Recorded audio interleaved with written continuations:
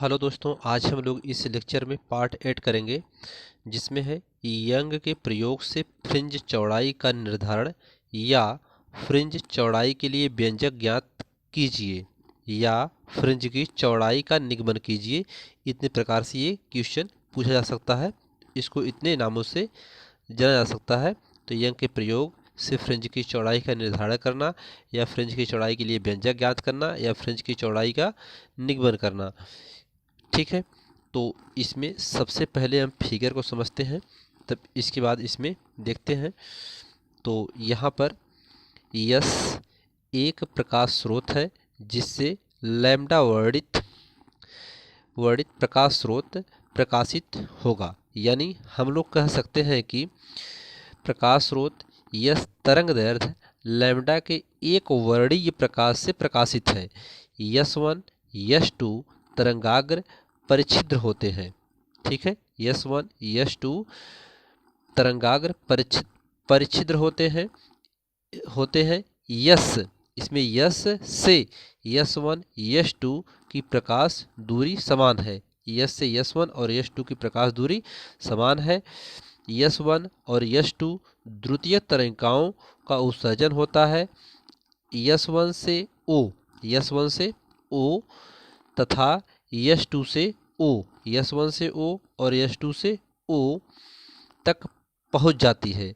ये समान दूरी तय कर बिंदु ओ तक पहुंच जाती है। जब बिंदु ओ पर पहुंचती है तो इनका पथांतर शून्य होता है। पथांतर मीन्स दो पथों का अंतर।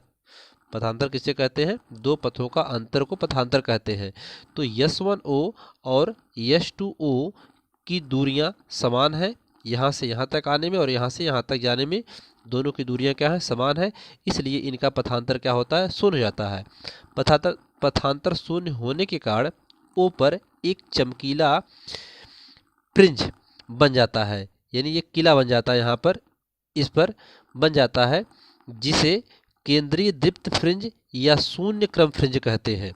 ठीक है, ये ध्यान रखिएगा, यहाँ पर जो फ्रिंज बनता है वह केंद्रीय दीप्त फ्रिंज या शून्य क्रम फ्रिंज कहते हैं। इसके अलावा पर्दे पर एक बिंदु P, यहाँ पर एक पर्दा है, इस पर्दे पर एक बिंदु P होता है, लिया गया है। जिस बिंदु P पर जो फ्रिंज बनेगा वही दोनों पथांतर के पहुंचने के पदों पर निर्भर करेगी, क्योंकि यस वन से P और यस टू से P की दूरी ज़्यादा है। यहाँ से इसकी अपेक्षा ये दूरी क्या है? ज़्यादा होती है।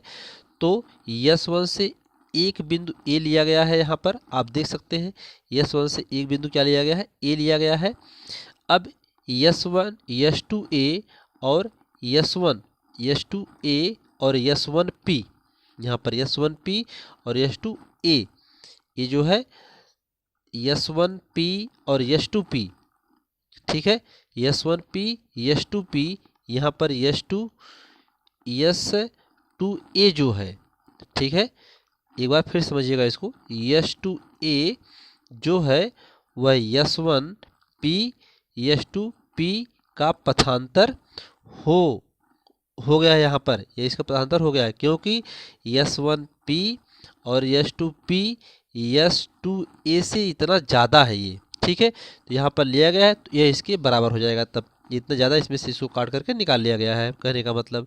इसलिए यस टू पथांतर हुआ, इन दोनों पथों का अंतर हुआ ये। ठीक है, हम लोगों को फ्रिंज की चौड़ाई ज्ञात करना है। इसमें क्या करना है? हम लोगों को फ्रिंज की चौड़ाई ज्ञात करना है। फ्रिंज की चौड़ाई क्या है? अर्थात हमें P और O ज्ञात करना है।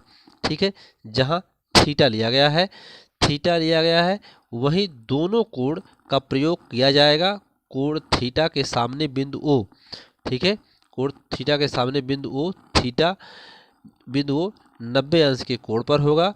कोण COP, यहाँ पर कोण COP, ठीक है, थीटा लिया गया है तो ये कोण COP जो होगा यहाँ पर 90 अंश का होगा। और S one A S two बराबर 90 डिग्री होगा। ठीक है, थीटा, ये दोनों कोण समकोणिक या समरूप होंगे। ये दोनों कोण समकोणिक होंगे या समरूप होंगे। तो सबसे पहले इसमें हम देखते हैं जो लिखा है इस फिगर के बारे में पहले देखते हैं, फिर इसके बाद समझते हैं।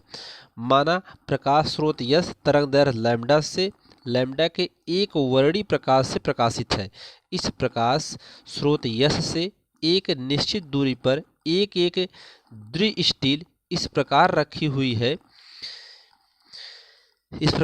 हुई है कि यस से यस1 तथा यस2 की दूरियां समान हैं। यस1 तथा यस2 एक तरंगाग्र पर स्थित हैं, अतः ये नए तरंग स्रोत का कार्य करते हैं जहां से द्वितीय तरंगिकाओं का उत्सर्जन होता है। ये द्वितीय तरंगिकाएं बिंदु O पर समान दूरी तय करने पहुंचती हैं, जिससे डेल्टा एक्स बराबर जीरो। डेल्टा एक्स बराबर जीरो का मतलब पथांतर शून्य होता है। क्यों? क्योंकि ये समान समय में समान दूरी तय करती है बिंदुओं तक, इसलिए यहाँ पर पथांतर क्या होता है? शून्य होता है। पथों का अंतर शून्य होने का मतलब ये है कि समान समय में समान दूरी तय करना हो जाने से बिंदु O पर एक चमकीला फ्रिंज बनती है, जिसे केंद्रीय दीप्त फ्रिंज अथवा शून्य क्रम फ्रिंज भी कहते हैं। पर्दे पर एक बिंदु P लिया गया है, जिस पर बनने वाली फ्रिंज की प्रकृति बिंदु P पर पहुंचने वाली तरंगिकाओं के बीच के पथांतर पर निर्भर करती है। ठीक है। माना द्विस्टील की चौड़ाई D। अब इसके मान लेते हैं इसकी द्विस्टील की जो चौड़ाई है वो क्या है? यहाँ पे D है, स्मॉल d है, तथा द्विस्टील से पर्दे तक की दूरी कैपिटल D है। तो यहाँ से यहाँ तक की दूरी क्या है?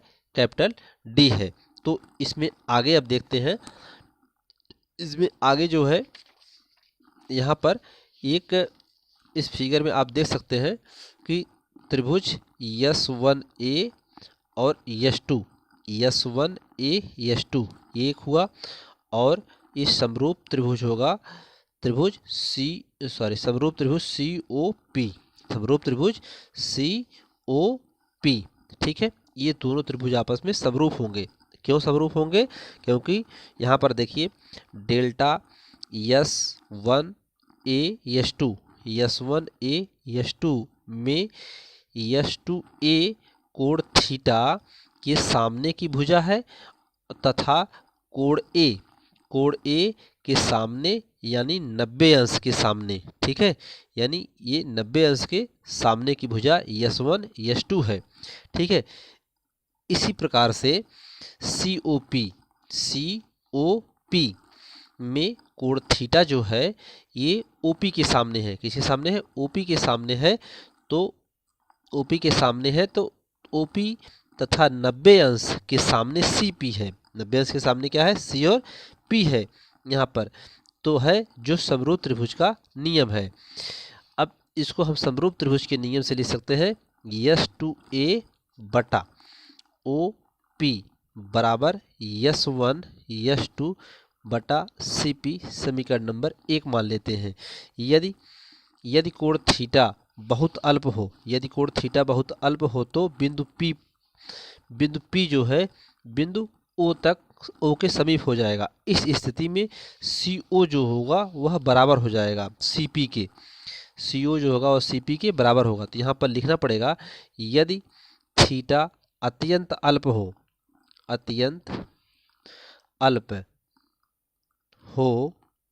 तो बिंदु P O के अत्यंत समीप होगा। तो हम लिख सकते हैं कोण P समरूप कोण O होगा। इस लगभग बराबर होगा, यानी लगभग इससे क्या होगा? ये बराबर होगा। तो यहाँ पर हम लिख सकते हैं S2A OP बराबर S1 S2 और CO। CP की जगह क्या लिख सकते हैं? CO लिख सकते हैं। इसको समीकरण नंबर ये हम समीकरण 1 से कह सकते हैं। यहाँ पर समीकरण 1 से। ठीक है। यहाँ पर CP की जगह CO रख देंगे, ये P है। ठीक है। तो यहाँ पर ये हो जाएगा। अब सभी दूरियां फिगर से देख करके हम रखते जाएंगे। तो S1A पथांतर है। माना पथांतर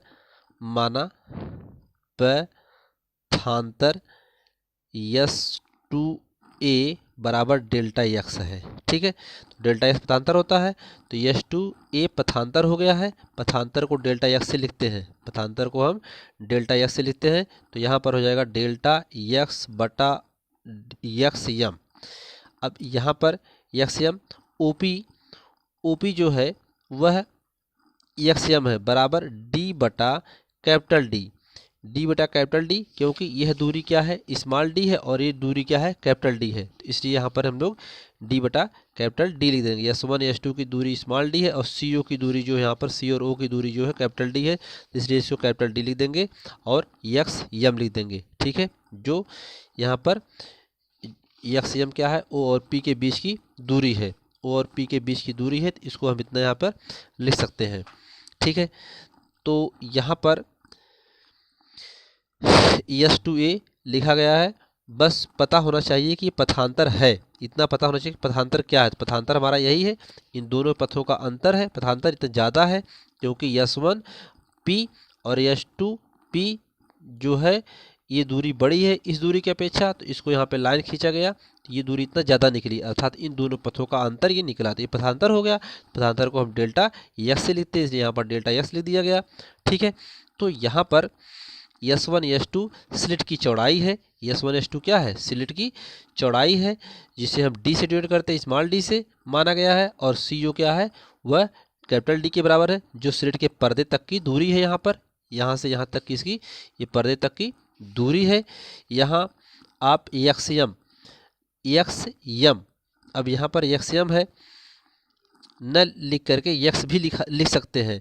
यम फ्रिंज क्रमांक है, यक्स यम में यक्स यम है, जो यहाँ पर यक्स यम है, ये यम क्या है, फ्रिंज क्रमांक है। यक्स यम में हम बता सकते हैं कि फ्रिंज की दूरी से पहले या फ्रिंज की दूरी की बाद, यानी यहाँ पर तब हमें सूत्र मिल जाएगा डेल्टा यक्स बराबर, इसका इसमें गुणा हो जाएगा, तो sorry x m into D बटा कैपिटल डी, बटा कैपिटल डी, ये हमें सूत्र मिल जाएगा। यहाँ पे ये हमें सूत्र मिल जाएगा, इसको समीकरण नंबर 2 मान लेते हैं।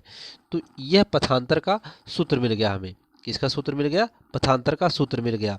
अब यहाँ से कुछ कंडीशंस होते हैं, तो आइए कंडीशंस को देखते हैं। कंडीशन नंबर 1 है, केस फर्स्ट, दीप्त फ्रिंजों हेतु, जब दीप्त फ्रिंज होगा, यदि प्रकाश तरंगिकाओं के बीच संपोषी व्यतिकरण होगा तो परिणामी तरंग की तीव्रता अधिकतम होगी, वह पर्दे पर दीप्त फ्रिंज प्राप्त होगा। ठीक है, तो यहाँ पर संपोषी व्यतिकरण के लिए पथांतर यम लैम्डा होगा, डेल्टा यस बराबर यम लैम्डा। यम हम जानते हैं 012 होता है, लैम्डा क्या है, तरंग दैर्ध्य होता है, तो डेल्टा यस बराबर यम लैम्डा हो जाएगा यहाँ पे। ठीक है, तो इसका मान हम लोग अभी यहाँ पर समीकरण में प्राप्त किए हैं, ये वाला मान यहाँ से, तो डेल्टा यक्स का मान यहाँ पे रख दिया गया, यम लैम्डा हो जाएगा। तो यहाँ से हम यक्स यम का मान निकाल सकते हैं, तो यम इंटू यहाँ पर डी का यहाँ मल्टीप्लाई हो जाएगा, तो डी लैम्डा अपान डी हो जाएगा, जहाँ यम क्या है, फ्रिंज क्रमांक है 0 1 2 3, डी क्या है, पर्दे तक की दूरी है। ठीक है, जो कैपिटल डी S2 से और O पर्दे तक की दूरी है, स्मॉल डी 2 स्लिट S1 और S2 की चौड़ाई है, और यक्स यम जो है वह फ्रिंज की दूरी है, यक्स यम जो है फ्रिंज की दूरी है। यहाँ पर आप देख सकते हैं कि यहाँ पर आप यक्स यम क्या है, ये फ्रिंज की दूरी है, स्मॉल डी जो है S1 S2 ये स्लिट की चौड़ाई है, और कैपिटल डी जो है यह पर्दे तक की दूरी है। ठीक है, तो यहाँ पर इस चीज़ को हम ऐसे समझ सकते हैं, तो यहाँ से हमें एक सूत्र इसको मिल जाता है इस प्रकार से। ठीक है, अब अदीप्त फ्रिंज के लिए देखते हैं, अदीप्त फ्रिंज के लिए क्या होता है। तो अदीप्त फ्रिंज के लिए यहाँ पर यदि प्रकाश तरंगिकाओं के बीच विनाशी व्यतिकरण होगा तो परिणामी तरंग की तीव्रता न्यूनतम होगी, वह पर्दे पर अदीप्त फ्रिंज प्राप्त होगा। विनाशी व्यतिकरण अदीप्त के लिए पथांतर डेल्टा एस बराबर 2m-1 लैम्डा बाई 2 होगा। तो न्यूनतम तीव्रता के लिए delta S into D by capital D बराबर 2m-1 लैम्डा बाई 2 होगा। ठीक है, तो यहाँ पर जहाँ डेल्टा यक्स बराबर क्या है, यक्स डेल्टा यक्स बराबर है x m into D by 2, समीकरण 2 से यहाँ पर यह मान रखा गया, इसका मान यहाँ पे ये रखा गया है समीकरण 2 से जो प्राप्त किए गए था। फिर हमें आगे प्राप्त हो जाता है डेल्टा यक्स यम बराबर 2m-1 बाई 2 और डी लैम्डा अपान डी। तो यहाँ से 2 से 2 कैंसिल हो जाता है, अर्थात यहाँ पे हम 2 कॉमन कर लेते हैं। तो मतलब इसके कॉमन करने का मतलब क्या है, यहाँ पर 2 से 2 कैंसिल होने का मतलब कि देखिए, जब हम 2m-1 बटा 2 से क्या करते हैं, ये 2 को कॉमन लेते हैं। चलिए, तो ऊपर से 2 को कॉमन लेंगे, 2 कॉमन लिए, तो यहाँ पर लिख सकते हैं m माइनस 1/2 और बटा 2। कैसे? फिर यहाँ पर देखिए 2 का अंदर गुणा करिए तो क्या मिल जाएगा, 2m मिल जाएगा, माइनस फिर यहाँ गुणा होगा तो 2/2 है, 1 कट कर 1 आ जाएगा, अर्थात 1 को हम इतना लिख सकते हैं 1/2 और बाहर 2 कॉमन कर सकते हैं। इस प्रकार से इसको लिखा जा सकता है। तो वही चीज़ यहाँ पे 2 कॉमन करके 1/2 लिख दिया गया, तो इस तरीके से बन गया। ठीक है, तो यहाँ पर ये आ गया, तो यम से हम कैंसिल, 2 से 2 कैंसिल होगा तो यम minus 1/2 D lambda upon D हो गया। तो यह से हम यहाँ पर सूत्र आ गया। इस प्रकार से हमें ये यहाँ पर अदिश फ्रेंच के लिए सूत्र प्राप्त हो गया। तो इस लेक्चर में इतना ही दोस्तों, धन्यवाद।